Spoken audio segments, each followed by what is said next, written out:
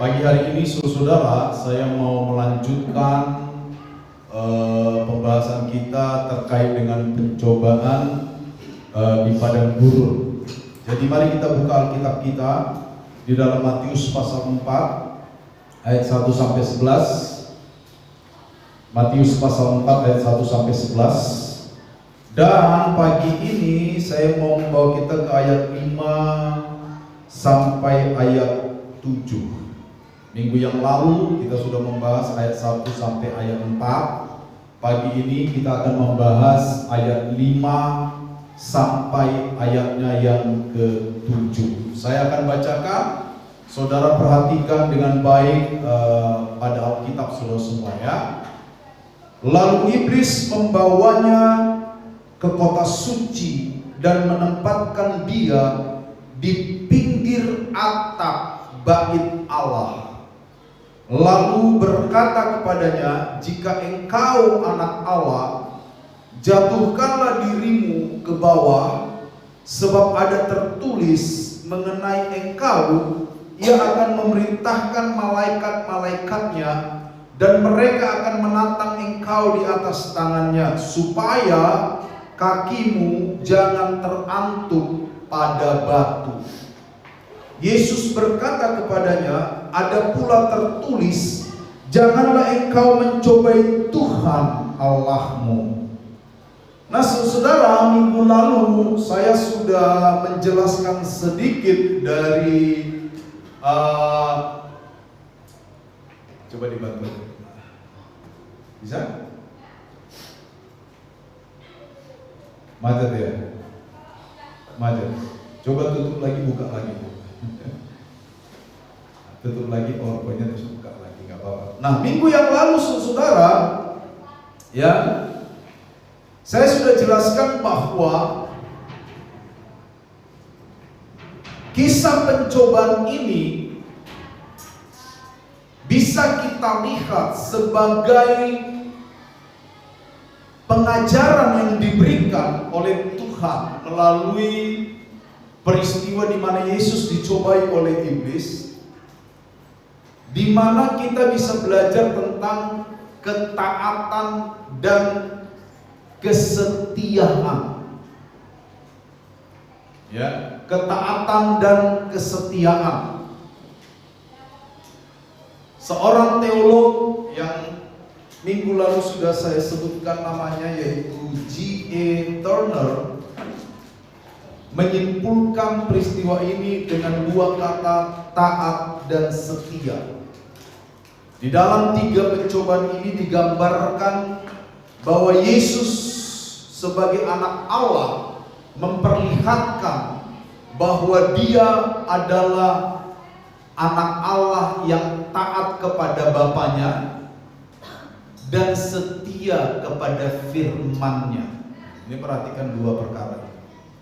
Taat kepada Bapanya dan setia kepada firman-Nya. Ya. Nah, ketaatan dan kesetiaan Yesus ini berbanding terbalik dengan bangsa Israel. Ketika bangsa Israel keluar dari tanah Mesir menuju tanah Kanaan, Alkitab mencatat bahwa bangsa Israel adalah bangsa yang tegar tengkuk, bangsa yang selalu melawan kehendak Allah, bangsa yang senantiasa memberontak kepada Allah. Ya.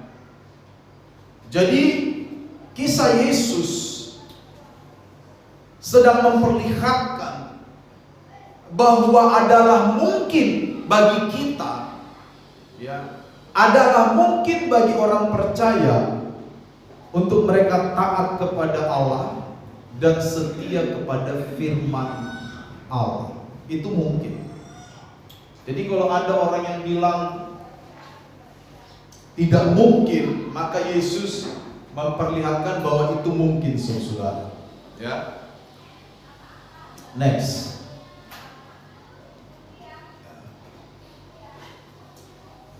Ini kenapa ya kok macet terus deh. Nah, pagi hari ini saudara, saya mau mengajak kita melihat pencobaan yang kedua. Kalau minggu lalu Yesus dicobai terkait dengan kebutuhan daging, ya. Pencobaan yang kedua ini, ya, Yesus, firman Allah berkata, Yesus dibawa ke bubungan bait Allah. Ya. Saya mencoba melihat seperti apa sih hubungan bait Allah yang dimaksud. Hubungan bait Allah yang dimaksud yaitu semacam royal porch itu di dalam bangunan itu, semacam teras begitu. Teras yang biasanya hanya dikunjungi oleh pembesar atau ya orang-orang tertentu, seperti ya orang-orang khusus, ya. Nah, teras ini saudara-saudara itu adanya di ujung paling selatan bait Allah, ya. Di depan teras ini ada jurang dan lembah, namanya lembah Kidron, yang dalamnya itu kalau dimeterkan itu 137 meter. Kira-kira dalam gak ya? Sangat dalam. Jurang. Ya. Next, seorang sejarawan yang bernama Flavius Josephus, ya.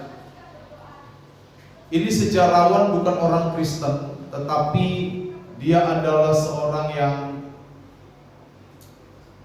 menulis banyak kisah tentang Yesus di abad pertama, ya.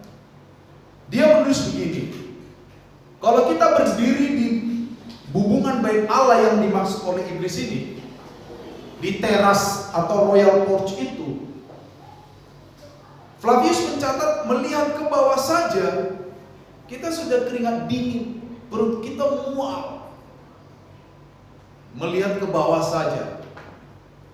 Ya kan? Saking dalamnya itu jurang. Jadi kita berdiri di hubungan bait Allah yang bisa masuk tadi di royal porch itu, teras itu, lalu kita lihat ke bawah gini. Wah, dalamnya saudara, 137 meter dalamnya. Ya, itu jurang, bukan jalan. Kalau jalan sih singkat, ya kan? Kita lari sebentar bisa. Ini jurang 137 meter. Nah, melihat saja kita sudah menjadi mual, kata Flavius Josephus. Apalagi kalau kita sampai jatuh ke jurang itu. Ya. Jika orang jatuh atau dilemparkan ke jurang itu, maka ini kalimat inti saudara, maka ya hanya campur tangan Tuhan saja yang bisa menyelamatkan orang tersebut. Bayangkan kalau saudara, nggak usah pada masa itu ya, sekarang saja kalau kita jatuh dari jembatan saja 30 meter ke dasar sungai, saudara, ke dasar sungai, kira-kira jadi apa nih? Ya kan? Badan kita pasti jadi rempeyek, hancur. Ini 137 meter dalam. Dan di bawah itu saudara, ya, terdapat batu-batu tajam, batu-batu cadas. Dipastikan kalau orang sampai jatuh ke dasar jurang, Flavius Josephus berkata, dia pasti mati kecuali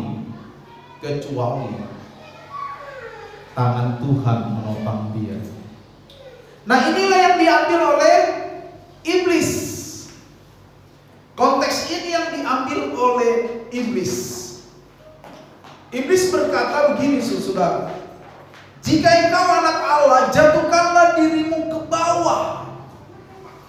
Nah, iblis ini, perhatikan, Dia adalah seorang yang hafal Alkitab itu. Karena ayat ini dia ambil dari Mazmur pasal 91 ayat 11 dan 12. Coba baca itu Mazmur 91 ayat 11 dan 12. Mazmur 91 ayat 11 dan 12. Ada seorang mau membacakan buat kita? Sebab malaikat-malaikatnya akan diperintahkannya kepadamu untuk menjaga engkau di segala jalanmu. Mereka akan menangkap engkau di atas tangannya, supaya kakimu jangan terangkut kepada batu. Nah, jadi iblis mengutip ayat ini, saudara. Saudara perhatikan, iblis tahu betul ya kan isi firman Tuhan. Iblis tahu betul isi Alkitab. Dia mengutip Mazmur 91 ayat 11 dan ayat 12. Ya, dia mengutip itu lalu mulai mengarahkannya kepada Yesus, ayat Alkitab itu. Lalu berkata, jika engkau anak Allah, jatuhkanlah dirimu ke bawah ke lembah Kidron ini, yang dalamnya 137 meter ini. Karena ada tertulis di Mazmur 91, kata iblis, dia akan mengutus malaikatnya untuk menatang engkau. Saudara bayangkan ya, kadang-kadang hal-hal yang rohani, hal-hal yang tampaknya rohani, ingat, belum tentu beneran rohani. Ya, ingat itu. Kita harus sangat peka. Sangat peka. Saudara bantu orang rohani enggak? Rohani apa tidak? Membantu orang lain, tapi pakai foto. Kasih sembako 5 kilo di foto, hashtagnya berkat Tuhan berbagi. Tapi sak dunia tahu, malu yang terima beras. Iya kan? Malu yang terima beras. Sedunia tahu kalau dia terima beras. Ngasihnya cuma 5 kilo. Gak seberapa. Ya kan? Promosinya berkilo-kilometer jauhnya. Iya kan? Hati-hati. Sesuatu yang tampaknya rohani belum tentu beneran rohani. Makanya firman Tuhan benar berkata, jika engkau tangan kananmu memberi, janganlah tangan kirimu tahu, tidak perlu. Ya, ini kelakuan banyak orang Kristen zaman sekarang itu ya begitu.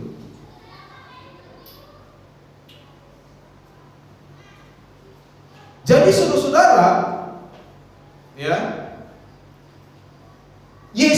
iblis mengutip Alkitab untuk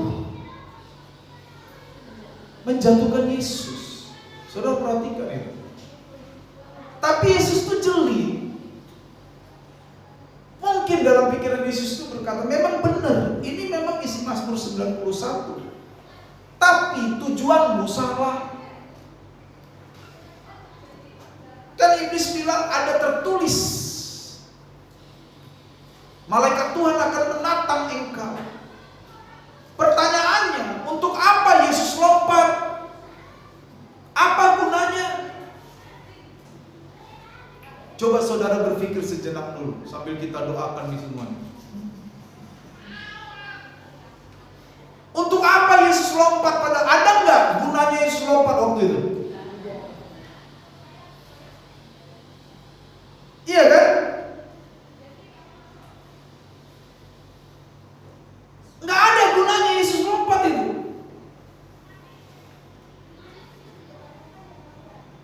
Kalau sampai Yesus lompat, maka itu kurang kerjaan, saudara.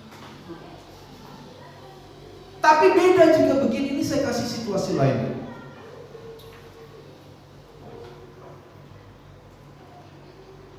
Ini situasi kita. Saya coba sejajarkan dengan apa yang Yesus alami.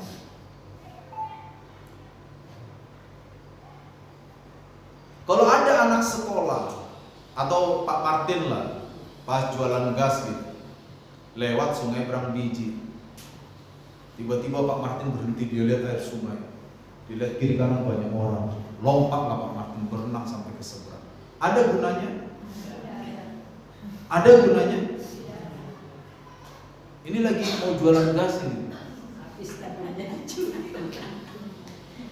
Tapi Pak Martin bawa mobil lewat Berang Biji, dia lihat ada anak kecil tenggelam di sungai ini.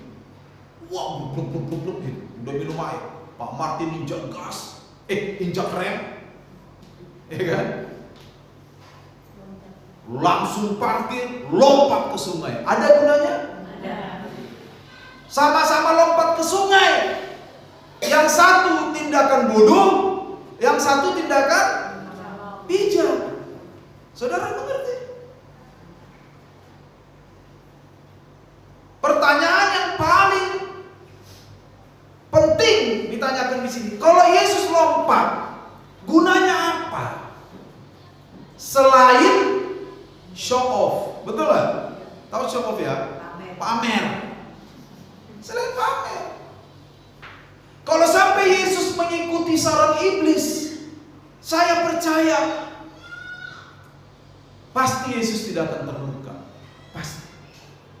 Karena memang firman-Nya menjamin bahwa dia akan ditopang oleh para malaikat sehingga kakinya tidak terantuk batu. Pasti Yesus tidak akan mati, tidak akan terluka.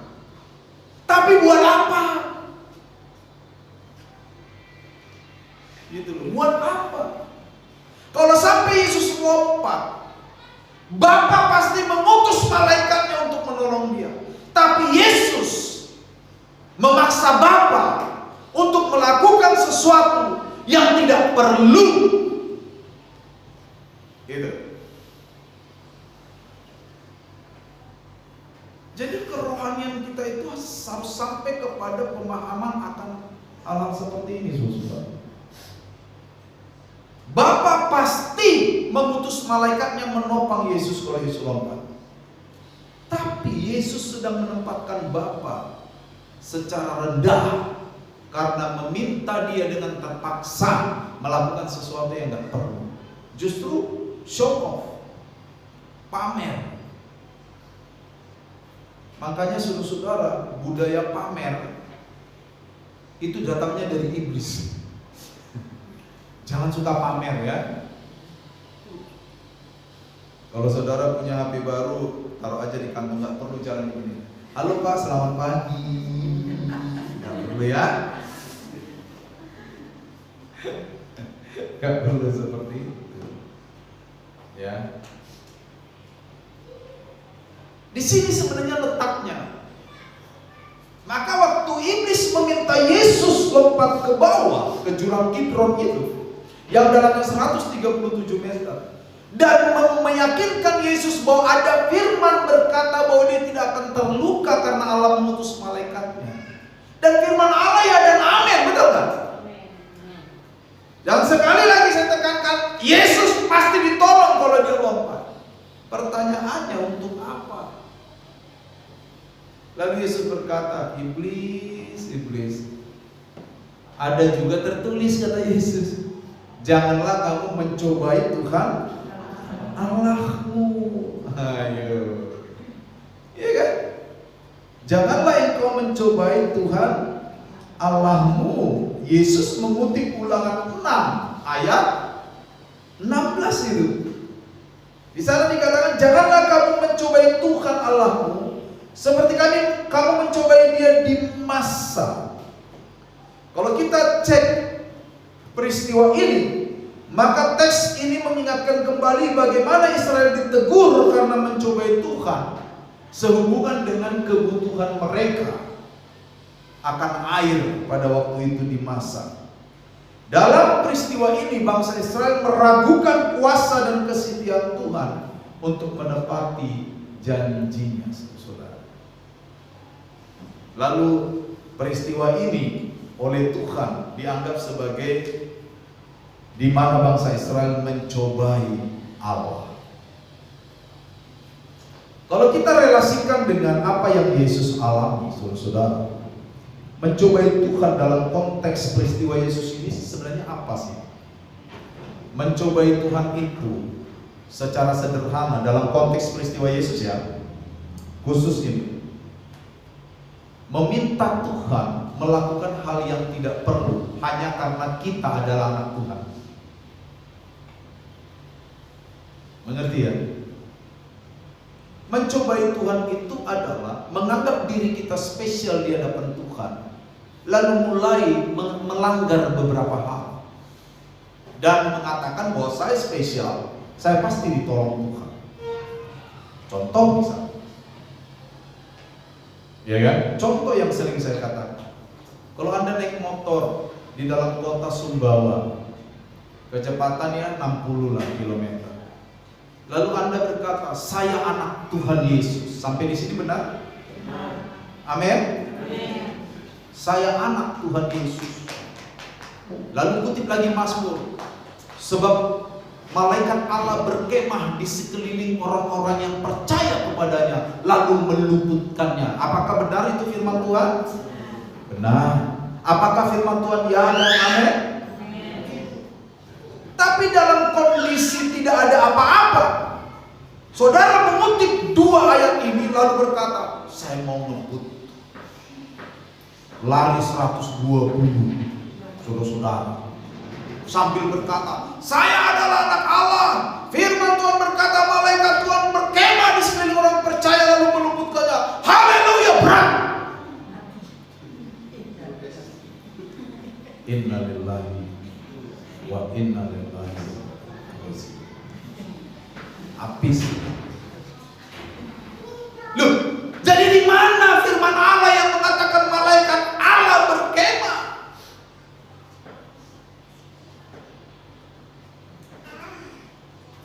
Kecuali saudara-saudara, saudara dari tempat kerja di Sumbawa 60 km per jam dalam kota, tiba-tiba dapat telepon, istri sudah pecah ketuban, mau melahirkan. Lalu saudara ngebut dari tempat kerja lalu berkata, Tuhan, ini urgent, saya harus cepat tiba di rumah karena istri sudah mau melahirkan. Kira-kira Tuhan menolong? Karena ada artinya, ada gunanya. Jangan mentang-mentang kita statusnya anak-anak Allah, lalu mengutip firman malaikat Allah menopang, ya kan, no wind no rain. Tahu no wind no rain? Gak ada angin, gak ada badai, gak ada hujan. Iya kan? Gak ada angin, gak ada hujan.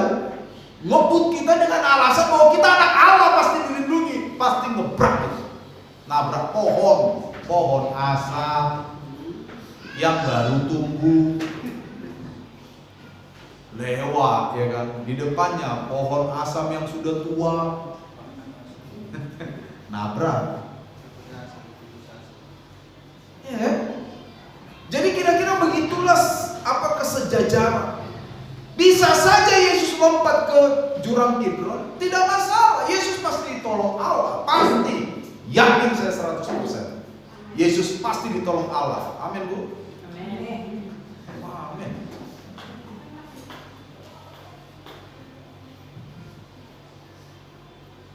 Tapi apa gunanya selain pamer di hadapan iblis? Ya, iblis, nggak ada manusia waktu itu. Cuma iblis sama Yesus saja. Selain di hadapan iblis pamernya, betul kan? Nah, ini disebut oleh Alkitab mencobai Tuhan. Banyak hal dalam hidup kita yang bisa kita praktekkan terkait hal ini. Banyak hal, ya kan? Contoh, kita tahu bahwa kesehatan kita itu kurang baik kalau mandi malam-malam misalnya.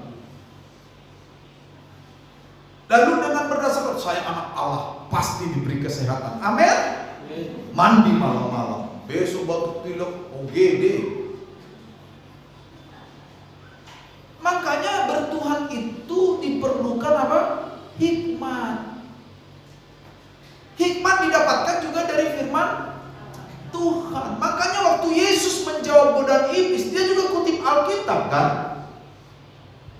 Yesus bilang iblis bilang malaikat Allah pasti menopang. Yesus bilang ada juga tertulis bro, jangan mencobai Tuhan Allahmu. Jangan. Ngapain mencobai Tuhan? Apa gunanya saya lompat ke bawah? Apakah saya harus pamer di depanmu bahwa saya betul anak Allah? Buat apa?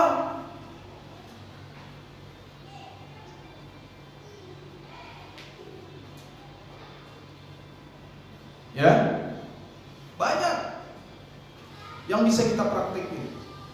Kalau pendapatan kita sedikit, sesuaikanlah gaya hidup dengan pendapatanmu.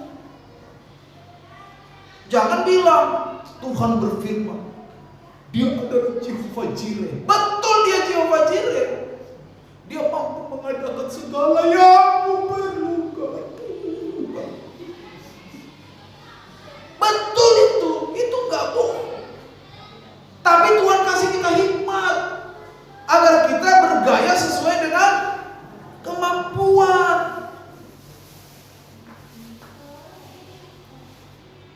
Ya, jangan kemampuannya eselon 4, gayanya eselon 1. Lebih tinggi mana sih, eselon 4 atau 1? Eselon 1 kan? Jangan nanti kita golongan D, gayanya golongan A. Jangan. Itu namanya besar pasya daripada tiang. Betul, itu mencobai Tuhan namanya. Jadi seakan-akan kita memaksa Tuhan mengikuti gaya hidup kita, betul gak?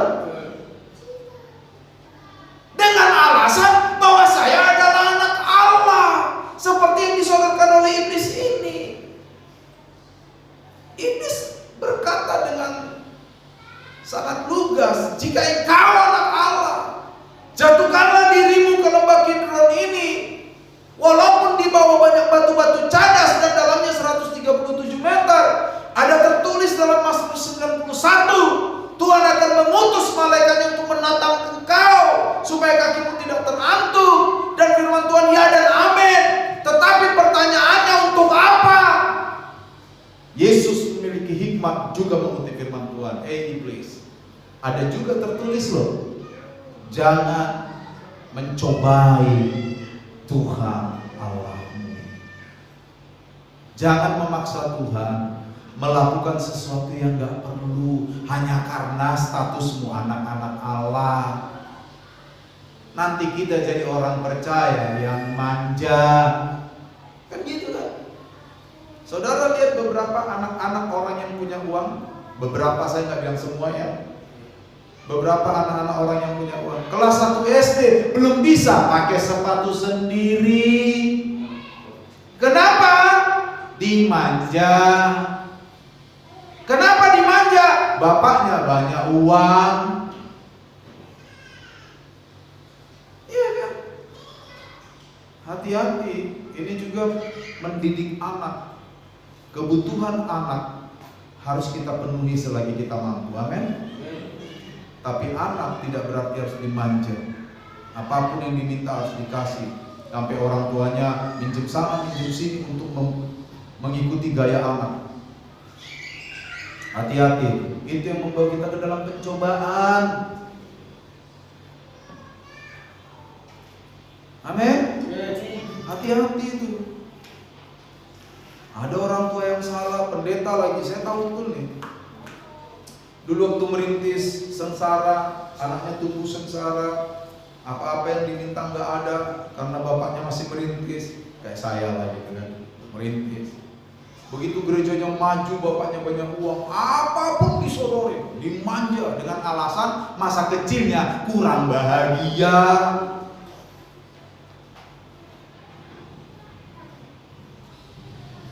Jadi apapun yang diminta anaknya, makan anaknya minta nambah 3 kali, monggo. Apapun dengan alasan Dulu kecilnya berbahagia, kasihan ya waktu kecil. Minta mainan mobil-mobilan yang bannya 2 aja nggak bisa. Jadi sekarang mumpung Tuhan berkati bapaknya, udah bisa lah bapaknya beli-beli apapun yang diminta, sudahlah sebagai bayaran masa kecilnya. Bentar lagi anak Anda rusak pasti, karena manja.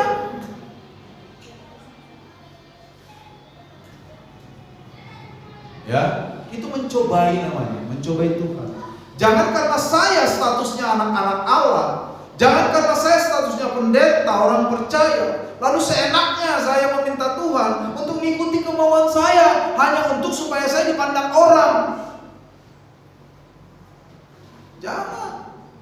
Lalu mengutip ayat-ayat Alkitab keluar dari konteksnya. Iblis ini kan mengutip ayat Alkitab keluar dari konteksnya. Bukankah Tuhan berjanji akan memenuhi sebuah kebutuhan kita? Betul, Tuhan berjanji. Tapi bukan dalam rangka memenuhi nafsumu, bro. Makanya kitab Yakobus bilang, kamu berdoa, tapi doamu gak dijawab.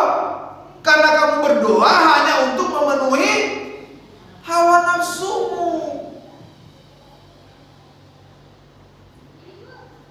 Saya masih melihat banyak pandangan atau paradigma orang percaya yang keliru soal doa. Masih banyak orang percaya menganggap doa adalah sesuatu yang wajib dijawab oleh Tuhan karena saya anak Tuhan. Tidak. Sekarang saya mau tanya kita nih, ada kalimat-kalimat pertanyaan. Apakah saudara sepakat dengan saya bahwa Allah tahu apa yang paling kau perlukan? Siapa yang lebih tahu yang Anda perlukan? Anda atau Tuhan?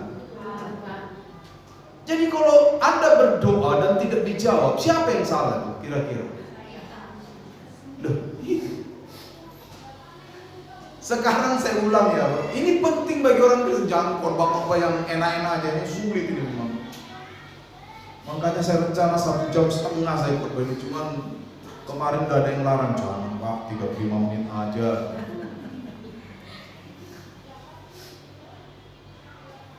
Saya ulang.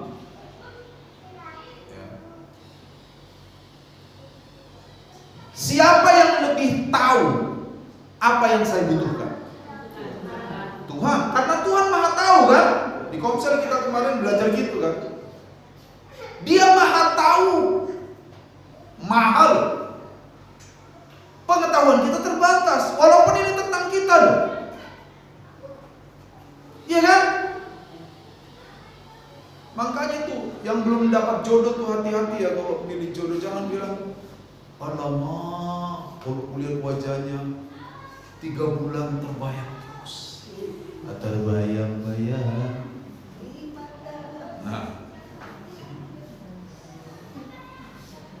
alamak, senyumnya gula merah lewat.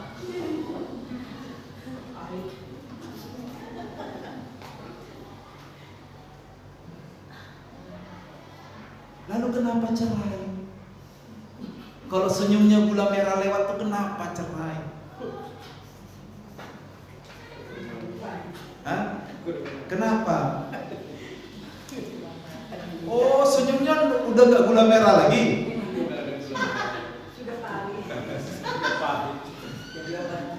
Hati-hati, betul gak? Salah? Tidak. Karena orang cerai mungkin proses ya yang terjadi di dalam pernikahan. Tapi persoalannya yang paling mendalam dari peristiwa itu adalah berarti pandangan kita terbatas. Betul nggak? Pandangan kita terbatas. Iya kan? Hari ini badannya langsing. Nah kalau setelah menikah langsung gimana?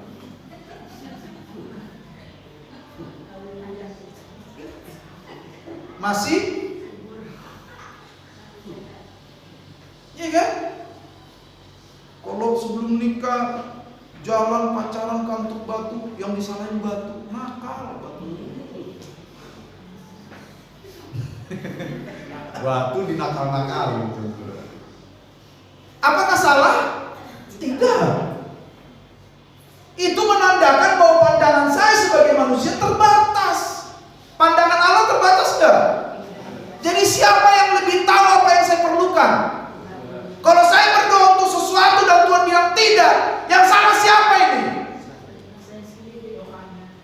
doanya salah.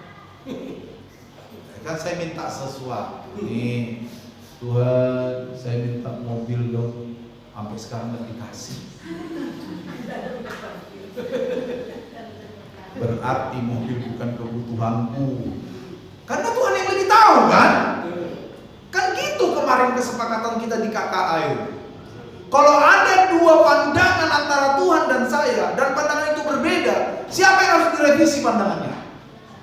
Ya saya dong. Jangan Tuhan, revisi itu pandangan Tuhan, nggak sama sama saya. Berarti Tuhan tidak maha tahu dong. Kok revisi pandangan Tuhan? Makanya kalau kita meminta sesuatu kepada Allah, jangan atas namakan saya anak Allah, Tuhan harus berikan. Itu mencobai Tuhan. Loh, Matius pasal 7 berkata apa sih? Memang di atas dibilang mintalah, carilah, ketuklah, betul nggak? Tapi kan di bawah dibilang Bapakmu di surga tahu apa yang kau perlukan. Hal meminta, mencari dan mengetuk itu adalah bagian integral dari diri kita dalam mengakui Allah sebagai sumber. Kita tetap ngomong sama Tuhan. Tapi setelah kita ngomong sama Tuhan, kita harus katakan bahwa Tuhan yang lebih tahu apa yang saya perlukan. Jadi saya tidak boleh memaksa sesuatu agar Tuhan melakukan apa yang saya minta hanya karena saya anak-anak Allah. Itu mencobai Tuhan. Begitu saudara. Lalu untuk apa kita berdoa Pak kalau gitu? Ya itu tadi. Berdoa adalah bagian yang tidak boleh lepas dari diri kita sebagai pengakuan akan Allah sebagai sumber segala sesuatu. Amin. Saya mau tanya, orang tua yang baik dia akan memenuhi kebutuhan anak-anaknya. Tapi apakah anak juga sesekali perlu meminta kepada Tuhan? Kepada orang tua? Dalam rangka apa? Orang tua kan senang kan? Kalau anaknya bilang, Pak, Ma, saya perlu sepatu. Oh iya. Padahal bapaknya tahu dia perlu sepatu. Tunggu anaknya minta nih. Karena dengan begitu dia merasa menjadi seorang bapak. Betul gak? Kenapa orang cuek kepada orang lain? Karena dia tidak merasa ada koneksi kan? Saya panggil-panggil juga gak nengok dia. Ya sudah, besok-besok kalau ketemu aku buang muka saja. Alasannya karena dipanggil-panggil enggak nengok. Karena kan tidak ada koneksi kan?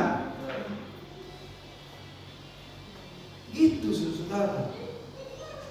Jadi kalau ada dua pendapat yang berbeda antara Allah dengan saya, pendapat siapa yang harus direvisi tuh? Pendapat saya dong. Jangan pernah bilang kayaknya Tuhan salah. Tuhan gak paham nih kondisi saya. Enggak paham apa? Tuhan maha tahu, maha bijak kok. Jadi jangan memaksa Tuhan untuk melakukan sesuatu yang saya minta hanya karena dasarnya saya anak Tuhan. Kan banyak orang Kristen sekarang itu. Kita adalah anak raja, kita berhak meminta, mengklaim kepada Allah. Emang Allah itu agen asuransi, main klaim-klaim aja.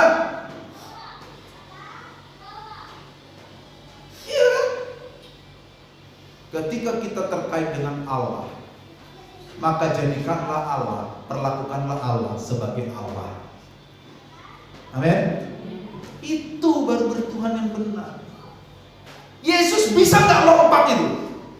Tapi ketika dia lompat dan Allah mengirim malaikatnya, maka Bapa tidak lagi menjadi Bapa di hadapan Yesus. Bapa sudah menjadi budak bagi Yesus kalau dia lompat ikuti iblis itu. Hati-hati. Kadang-kadang kita gagal dalam hal ini loh. Saya masih tetap gigih berkata, ya soal helm misalnya. Loh serius saya saudara. Kalau saudara pakai motor nggak pakai helm, itu mencobai Tuhan. Seakan-akan kita berkata, saya kan anak Tuhan. Kalaupun keseleo sedikit, pala saya pasti ditopang Tuhan. Siapa bilang? Mungkin kadang-kadang Tuhan perlu izinkan kepala kita bocor dulu supaya kita pakai helm. Loh, bagaimana kita mau bertumbuh secara rohani kalau hal-hal yang begitu pun kita tidak pernah bertumbuh? Iya kan? Kalau kita wah, saya cinta Yesus, saya ibadat tiap hari Minggu. Betul, memang ibadat tiap hari Minggu. Tapi untuk hal sesepele itu saja kita tidak taat. Di mana cinta kita kepada Tuhan? Iya kan? Kok ini pandangan saya udah kurang. Udah ada yang menunggu ke kiri kanan. Soal helm saya hentikan.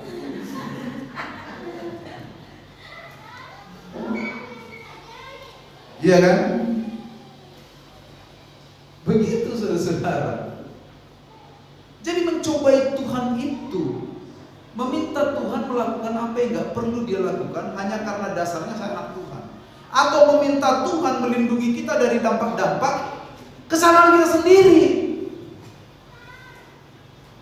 Saya pernah punya teman, udah tahu kolesterolnya tinggi, tahu kolesterol ya?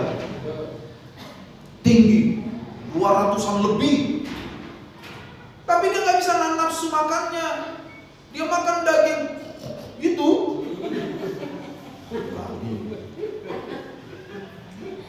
Itu banyak. Lalu dia berdoa, saudara, dalam nama Tuhan Yesus, semua kolesterol dalam daging ini disingkirkan. Haleluya. Dia mau pakai kuasa Tuhan untuk memuaskan nafsu dagingnya. Itu mencobai Tuhan. Emang Tuhan kurang kerjaan ngilangin kolesterol dari daging itu? Hanya karena nafsunya orang ini. Kalau kolesterol kita tinggi, ya tahan untuk tidak makan daging itu. Tahan, saudara. Amin. Emang kita mati ya kalau nggak makan daging itu? Lalu kenapa kau libatkan kuasa Tuhan untuk buang kolesterolnya segala itu?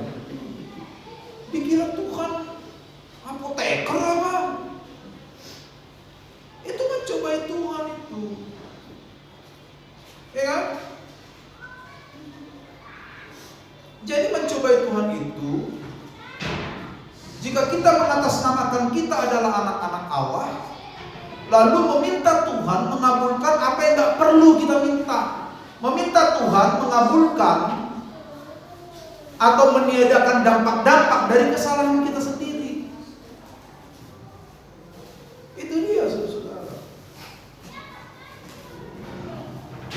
Makanya sekarang saudara-saudara, koruptor-koruptor begitu ketangkap, apa yang dilakukan? Langsung pakai baju yang agamis, ya kan? Dikira dengan begitu dampak korupsinya itu hilang. Ya memang hilang sih kadang-kadang. Iya kan? Gitu loh saudara. Sekali lagi, dalam konteks Yesus ini, Yesus mencobai Tuhan ketika dia menuruti perintah iblis dengan menghilangkan dampak alami. Kalau dia lompat, logikanya mati. Tapi Allah bisa menghilangkan itu. Ya. Kalau dia menuruti iblis loh. Tapi kan Yesus dia menuruti iblis kan. Sama dengan kita. Kita mencobai Tuhan ketika kita meminta Tuhan menghilangkan dampak dari kesalahan kita sendiri. Enak betul. Habis nyolong ditangkap polisi, nangis-nangis, Tuhan dengan kuasa-Mu lembutkan hati polisi supaya dia lepaskan saya. Diam-diam saya sebagai gembala Tuhan keraskan hati polisi.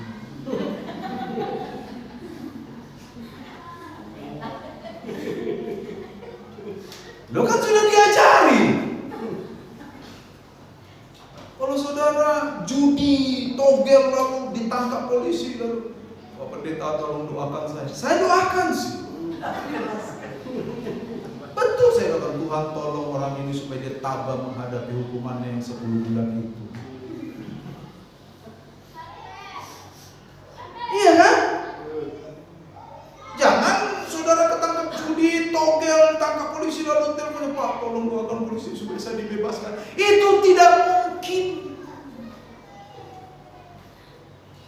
Saya paling berdoa Tuhan supaya orang ini bertobat. Betul? Tapi untuk dampak dari togel dan judi kita, jangan paksa Tuhan membebaskan engkau dari dampak kesalahanmu sendiri. Itu mencobai Tuhan namanya.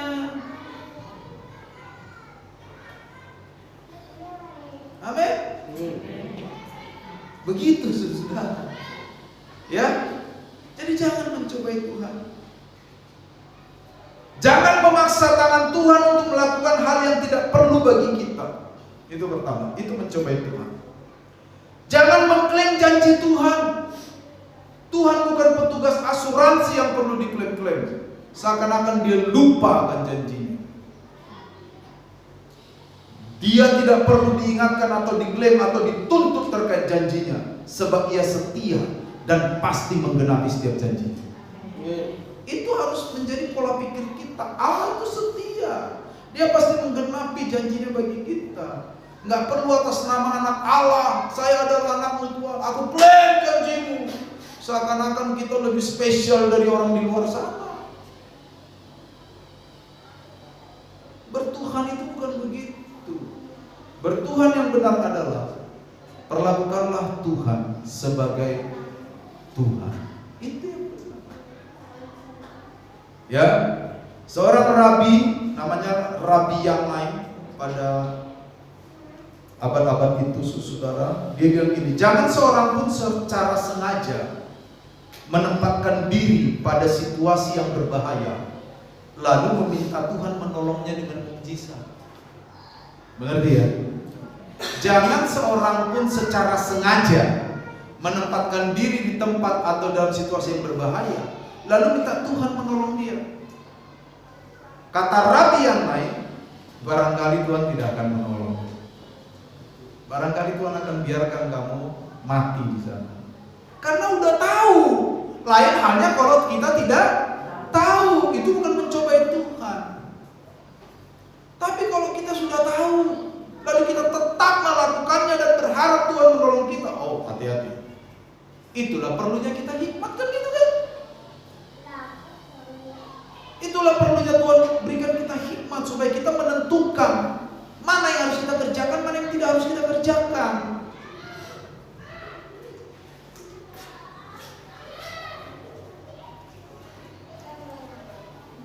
Iya kan? Sekarang banyak penipuan. Banyak sekali penipuan.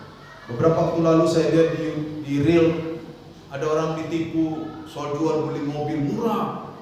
Fortuner Pak, keluaran terbaru. Harganya itu kan 450 jutaan. Kalau saudara yang belum pernah beli Fortuner lah ya. Sama, saya juga belum. 450 juta yang terbaru. Katanya ini baru dipakai sebulan. Orangnya butuh uang udah masuk dealer. Dealernya resmi. Bapak cuma bayar 200 juta aja.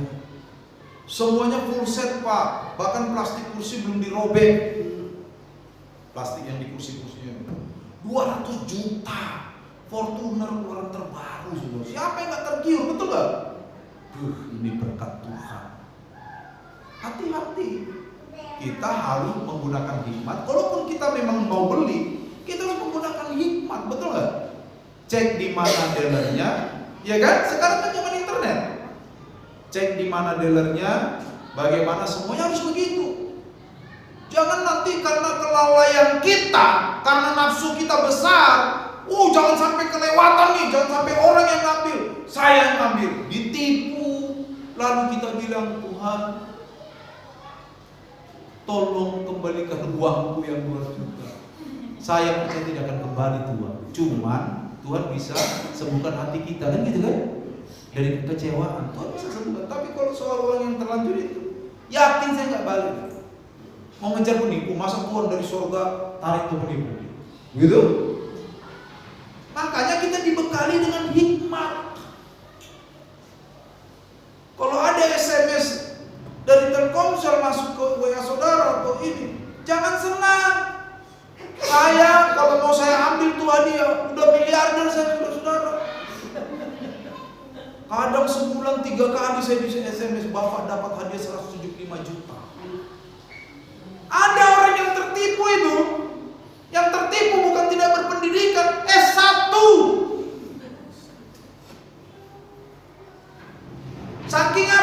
Nafsu kan gitu kan? Nafsu kan itu kan? Nafsu, kalau kita tidak bisa mengendalikannya, nafsu akan menutup pengetahuan. Betul nggak? Itu sudah terjadi sering, saudara-saudara. Di real sudah ada. Contoh nyatanya udah ada. Dan saya tahu, contoh nyatanya ada. Hati-hati ya. Jangan karena nafsu ingin uang cepat. Saudara-saudara, ada pepatah mengatakan, there is no easy money in the real business. Tidak ada uang cepat dalam bisnis, nggak ada. Jadi kalau ada orang nawarin saudara, untungnya sehari 50 juta Pak, stop. Jangan, enak nih. Nggak ada uang cepat dalam bisnis yang benar, nggak ada. Itu di YouTube. Kalau Anda mengikuti cara saya, Anda akan mendapatkan keuntungan sebulan sekian puluh juta. Kalau memang itu benar, kalau dia saya pasti tutup itu rapat-rapat supaya saya tahu yang dapat untung. Dan ngapain dia buka? Peluangnya kan berkurang kalau ada orang lain mengikuti dia, betul nggak? Itu kan sama dengan gini nih, kalau saudara gali tanah di belakang situ dapat emas, apa saudara beritahu orang sekampung? Gali sendiri kan? Jangan sampai orang tahu. Makanya galinya jam 3 subuh. Kalau pas tukang ronda lewat, ngapain Pak nanam mangga? Iya kan? Wow, kunci sukses 1, ikut training ini. Kalau betul itu sukses, dia nggak akan beritahu, itu pasti dia jalani sendiri. Betul? Tapi kita kadang tergiur, saudara, sehari 10 juta, di mana lagi dapat ini kan gitu kan? Mungkin pertama kedua kita dapat, begitu kita tergiur habis gitu.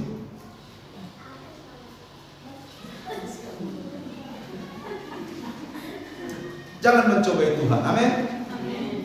Sekali lagi, ya, hiduplah di dalam kebenaran firman, taat kepada Allah, setia kepada firman.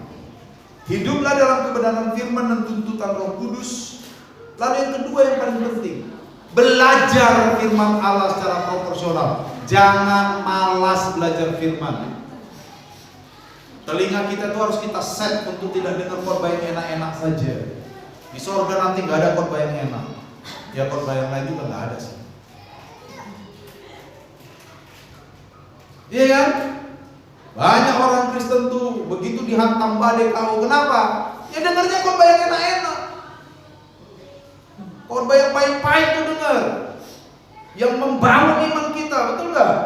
Belajar firman Allah yang setia. Jangan Anda setia kalau ada maunya saja sama Tuhan. Kalau ada maunya baru kita setia, itu namanya kita memperlakukan Tuhan bukan seperti Tuhan. Sama dengan seorang istri nggak pernah bikinin suaminya kopi, tiba-tiba suatu pagi kopi tersedia. Suaminya langsung tangkap, mesti ada maunya. Betul nggak? Karena ini anomali, ini di luar kebiasaan. Apa gerangan? Kan gitu kan? Nggak ada kopi selama berbulan, tiba-tiba ada kopi Bali ditambah dengan roti bebek. Saudara, tahu roti bebek? Saya cuma tebak aja sih. Pokoknya itu enak, pasti ada maunya. Pasti.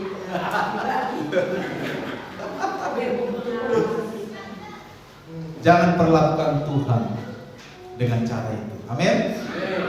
Setialah kepada Tuhan dan firman-Nya. Jangan meminta Tuhan meniadakan dampak dari kesalahan kita. Mintalah Tuhan menyembuhkan roh kita. Amin. Jangan menuntut Tuhan menjawab doa kita kalau itu tidak sesuai dengan hikmat dan kebenaran Tuhan. Ya, itu namanya kita mencobai Tuhan. Yesus berhasil untuk tidak mencobai Tuhan. Ketika dia diminta show off, pamer, memang dia anak Allah, terjun pun pasti nggak apa-apa. Tuhan pasti kirim malaikat. Tapi Yesus berkata, untuk apa? Ada tertulis, jangan mencobai Tuhan Allah. Tuhan memberkati kita. Selamat pagi.